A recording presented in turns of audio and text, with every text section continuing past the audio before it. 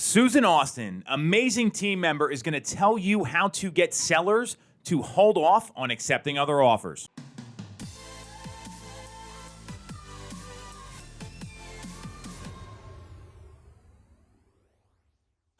I guess it was 2 weeks ago. She's in a situation, people are interested in the property, and her buyer wanted to buy it. And she got the listing agent and the seller to hold off waiting for other offers, which is unheard of in this market. So why don't you explain? She was fully, pre-approved client in that sweet spot in terms of the price range for multiple offer situations. She recently got news that a family member will be coming from overseas to the U.S. to live with her in April. So certainly she was very motivated. Yep. And very pressed for time. I've sent her coming soon properties. We were always acting fast, and this particular property happened to be in the school district that she was most interested in. And within 2 hours, we had seen the property. I had anticipated an offer situation, just considering her circumstances. And sure enough, as soon as we saw the property, she said, "Susan, we really want to submit an offer on this. What do we do next?" And I immediately went on my phone, submitted the offer request form to our VA, so the virtual assistant. Love that. Which is one of the great resources that is offered to us agents who work on Home Tool Sales Group. So got that going. And in the meantime, saved me some time. I committed to my buyer that I would, call the listing agent right away. I knew this agent and I knew how he worked. And so it was important for me to connect with him right away. Asked him if there were any other offers in hand at the time. What's the interest so far? And also, what are the preferred terms and conditions that the seller would prefer, including settlement time? So anything we could do to accommodate the seller and that could work for my buyer as well. So I circled back to my buyer and kept her in that multiple offer mentality. Let's not take this for granted. He mentioned that there were no offers in hand just yet. However, he committed to sharing any offers to the seller as soon as he received it. So I shared that with my buyer, and we drafted up our final, offer price and terms and conditions. And guess what? We received the draft offer package from the virtual assistant. Saved me time. So within the hour, we had everything signed, completed, and it was sent to the listing agent. And I tell you, within 20 minutes, I received not only acknowledgement Love it. of the offer, but the listing agent had also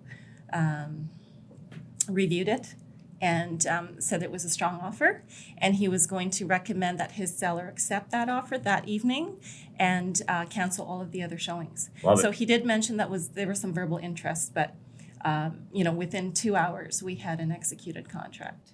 So I got a couple takeaways here just to summarize. Leveraging your relationships and being nice to the listing agent, right? Being very professional and just calling them and getting information. That's number one. Secondly, moving really fast. Using everything you can to get in there fast, submit the offer fast. There's something you left out.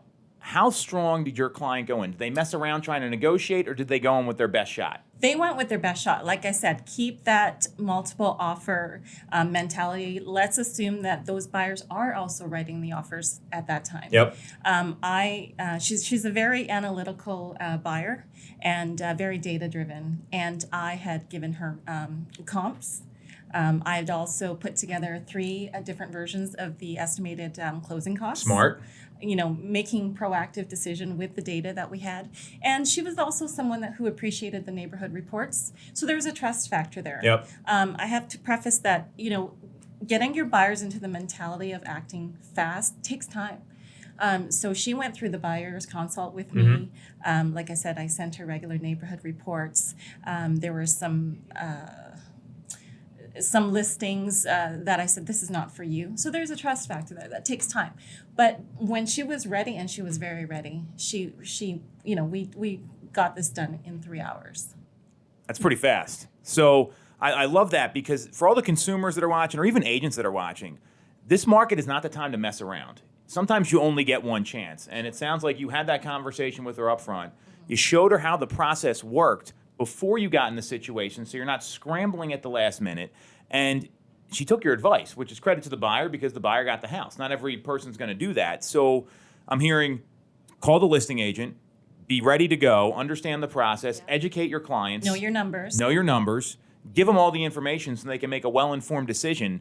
Anything else people watching should know? Because this is like the dream scenario for a buyer right now or for an agent because no one likes to lose. You don't want to have that conversation with your clients, or your clients don't want to feel that way and lose a property they really like. Exactly. So, even though we were the first offer in, it was strong enough. It has to be compelling enough for the seller to want to take it Great off the point.